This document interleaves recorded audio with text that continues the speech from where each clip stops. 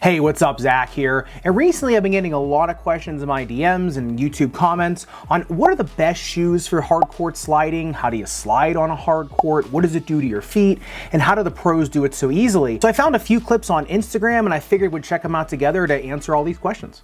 All right, so this first clip here is Rafa a few years back, and this actually proves the point I'm going to make pretty well. He's all the way in the back of the ad side of the court, and he expends so much energy crossing the court that all that energy really has to go somewhere. See, in hardcourt tennis, the energy that your muscles produce has to get dissipated somewhere, and typically with traditional footwork, it's dissipated in your muscles and bones in the form of vibration, joint motion, heat, and shock. Whereas when you slide on a hardcourt, all that energy is taken up by the rubber of your shoe burning as it slides across the court, taking all that energy. Now this next clip is great because it shows that sliding can be used as a substitute for footwork, because sliding can usually account for about 2.5 steps. So when you're tracking down a drop shot, if you can lunge and slide, it actually saves time, even if it's just a split second, and especially at the pro level, this usually means getting to the ball or not. But it's the how you slide on a hardcourt to me that's most interesting, because anyone's ever played hardcourt tennis and tried to slide knows it's not all that easy. First, you need to keep as much weight off of your lead foot as possible to keep the friction down.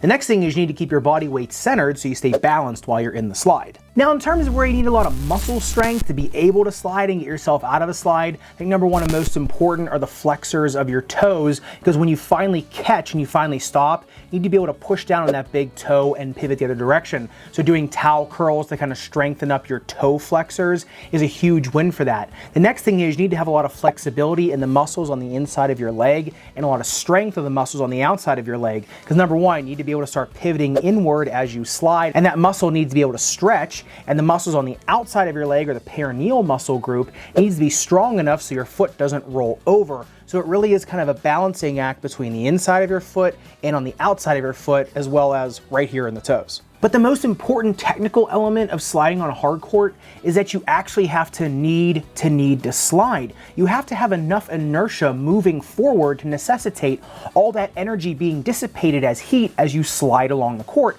It actually takes a lot of energy. If you look at Monfils here, he's kind of like the grandfather of hardcourt sliding, and if he's not moving fast enough or quick enough, it's actually pretty dangerous for him to start sliding on a hardcourt because you can catch an edge like a ski or a snowboard. Another thing pros like Monfils or Medvedev here have is in just incredible flexibility and balance, where they can plant one part of the shoe on the ground and slide just on the inside of the shoe to decrease the friction even more. Actually, Nick Kyrgios is a master at this as well. But I think the most common type of hardcourt sliding is where the lead foot is the only one to move. It's more of a reposition slide. You can see here that lead foot's the only one that's moving, and it's more just repositioning the body and lowering the center of gravity to be able to pivot better for the next shot. This also has an added benefit of being less shock on your knees versus 2 or 3 more shuffle steps to get to the ball. But I think the best and most practical advice I can give about sliding on hardcourts is if you don't need to slide, don't. It's the easiest way to break or sprain an ankle, and it's usually only meant to be done out of pure necessity. Because if you watch the majority of points on the Pro Tour played on a hardcourt,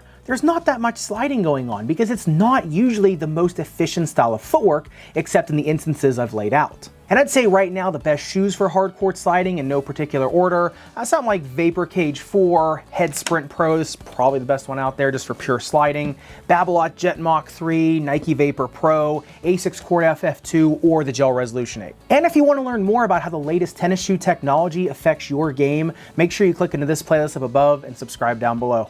I'll see you in the next video.